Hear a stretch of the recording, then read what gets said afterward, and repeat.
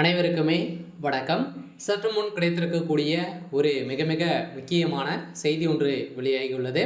சற்று முன் நீதிமன்ற வாசலில் கதறி அழுத செந்தில் பாலாஜி, இது மாதிரி செய்திகள் வெளியாகிருக்கு இல்லையா? ஸோ பார்த்தோன்னா, இப்போ சமீப காலத்தில் அனைவருக்குமே தெரிஞ்சது தான். பார்த்தீங்கன்னா, வரலாற்றிலேயே முதல் முறையாக பார்த்தீங்கன்னா, தமிழகத்தில் டாஸ்மாக் கூடிய நிறுவனத்தை பார்த்தீங்கன்னா அதிரடியாக ரெய்டுகள் நடந்தது.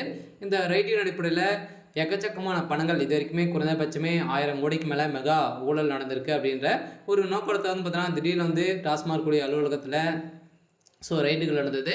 இந்த ரெய்டின் அடிப்படையில் சிக்கிய ஆவணத்தின் அடிப்படையிலும் அதே மாதிரி நிறைய பணங்கள் சிக்கிய சம்பவத்தின் அடிப்படையில் இதில் பார்த்தீங்கன்னா, இந்த டாஸ்மாக் கூடிய விஷயத்தில் 2 நீதிபதிகள் சிக்கிய சம்பவம் தான் இப்போ பெரும் அதிர்ச்சியை ஏற்படுத்தியிருக்க சொல்ல. முதல்ல ஸ்டாலின் அவர்களும் பார்த்தீங்கன்னா, இவங்களை 200 கோடிக்கு மேலே பார்த்தீங்கன்னா இவங்க விலைக்கு வாங்கியிருக்காங்க அப்படின்ற மாதிரி தான் இப்போ வெளியேறக்கூடிய செய்தியின் அடிப்படையில் தான் இப்போ அதிரடியாக 2 நீதிபதிகளுமே பார்த்தீங்கன்னா இப்போ பணி நீக்கம் செய்திருக்காங்க. ஸோ அதே மாதிரி திமுக இருக்கக்கூடிய முக்கிய புள்ளிகளாம் இதில் சிக்கியிருக்காங்க சொல்ல. பார்த்தீங்கன்னா, முதல்வர் ஸ்டாலின் அவர்களே இதில் வசமாக சிக்கியிருக்கக்கூடிய நிலையில் தான் இப்போ வெளியாகிருக்கு.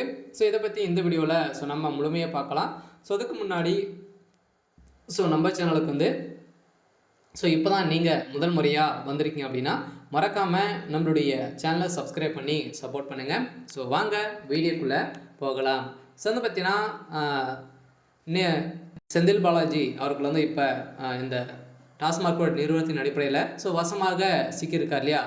இந்த நிலையில் டாஸ்மாக் வழக்கு விசாரணையில் 2 நீதிபதிகள் விலகக்கூடிய சம்பவம் பெரும் அதிர்ச்சியை ஏற்படுத்தியிருக்கு. இதனால் டாஸ்மாக் நிறுவனத்தில் அமலாக்கத்துறை சோதனை நடத்தியதற்கு எதிராக தமிழக அரசு தாக்கல் செய்த வழக்குகளில் விசாரணையில் இருந்து நீதிபதிகள் எம்எஸ் ரமேஷ் மற்றும் செந்தில்குமார் அமர்வு விலகுவதாக அறிவித்திருந்த நிலையில் இந்த நிலையில் தான் டாஸ்மாக் தலைமை அலுவலகத்தில் கடந்த 6ஆம் தேதி முதல் 8ஆம் தேதி வரை சோதனை நடைபெற்றது.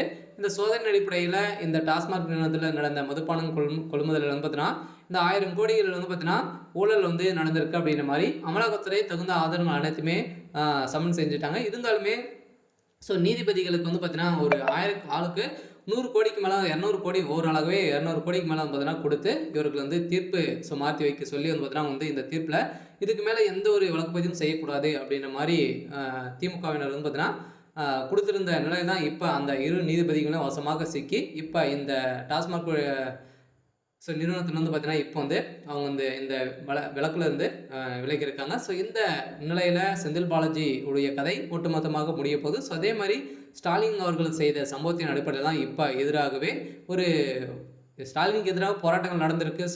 கூடிய விரைவில் திமுகவுடைய ஆட்சிக்கு ஒரு பெரிய கேள்விக்குறியாகவே வரப்போகுது. சரி, ஓகே. இன்னைக்கான அப்டேட் இதுதான். மறக்காமல் நம்மளுடைய சேனலை சப்ஸ்கிரைப் பண்ணி சப்போர்ட் பண்ணுங்கள். தேங்க்யூ.